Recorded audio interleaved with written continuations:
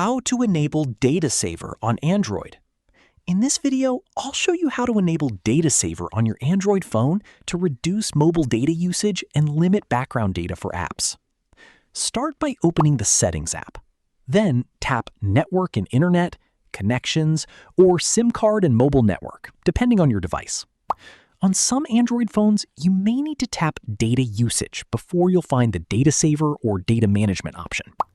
Next, select Data Saving Mode. Turn on the Use Data Saver toggle to enable the feature. Once it's turned on, your phone automatically restricts background mobile data for most apps, helping you save data while using your device.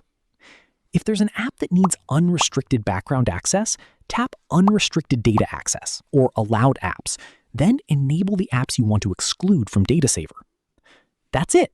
You've successfully enabled Data Saver on Android and can now reduce mobile data usage while keeping important apps connected when needed.